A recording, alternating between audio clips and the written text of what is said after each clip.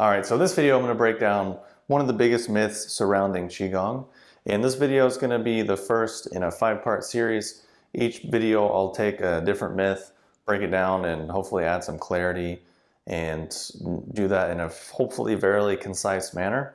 This is important for a couple of reasons. The first is that if we're actually going to try to practice something, it's helpful to have the right mindset. It's helpful to actually understand and have a better idea what it is.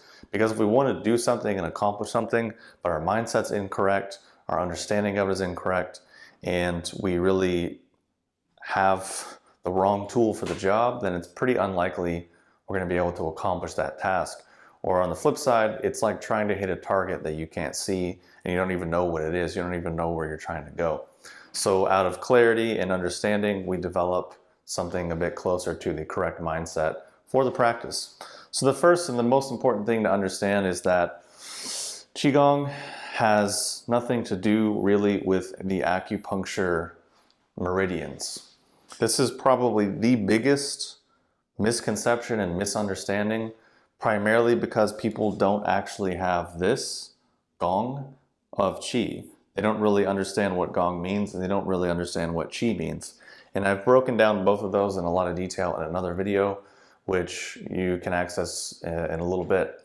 But basically, why I'm saying this is because Qigong has specific mechanics, specific causal relationships, specific A plus B equals C equations that yield its effects and its results. And they don't function or operate off of the acupuncture channels. People get this confused, like I said, because they don't have this thing. And secondly, because Chinese medicine has just become really popular and has kind of polluted everyone's understanding. But people don't realize that terms like qi, terms like gong, even acupuncture channels have a wide variety of uses and applications. But what happens is people kind of lump it all into one category and it's not that effective.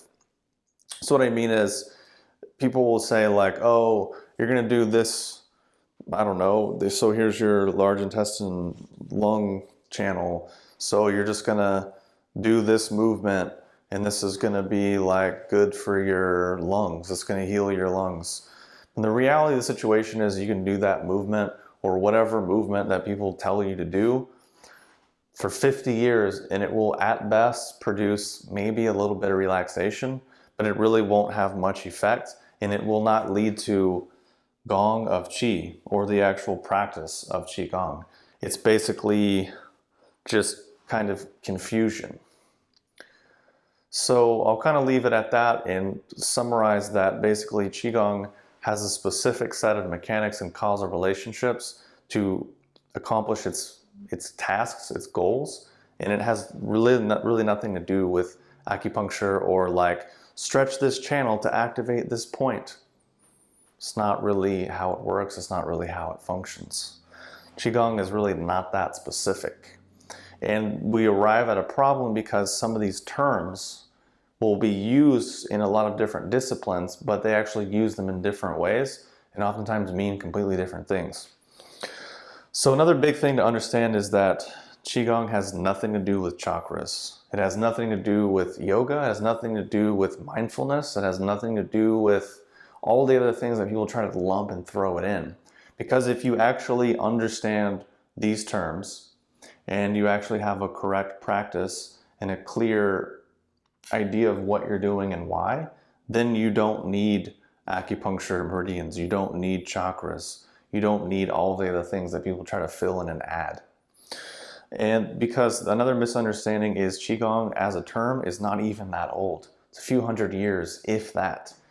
People say, oh, it's ancient and it's spiritual and it's this, so it's special. It's like, well, none of that's actually true. Qigong is a modern terminology and it's kind of almost meaningless the vast majority of the time because these terms have specific definitions but people rarely actually know what they are.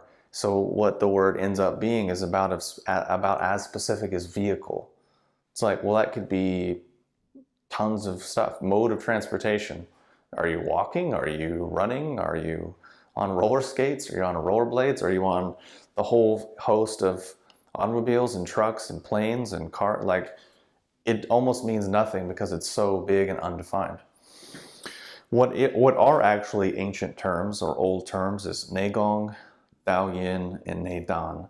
Those are actually ancient terms. These are old terms that have been used for a long time, but they don't actually mean the Qigong, and they all actually have their own specific definitions, specific mechanics, specific practices, specific theoretical understandings, specific goals and aims, which again don't have anything to do with acupuncture channels or chakras or basically any of the things that people commonly associate with these arts.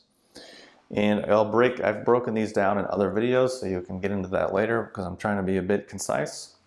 So basically just recapping, hopefully that makes sense. And I encourage you to follow along through this video series because I'll continually break down more and more myths. And then hopefully we can arrive at a place that is closer to starting to ask the right questions and have more of the correct mindset and approach. Hopefully this helps. I'll talk to you soon.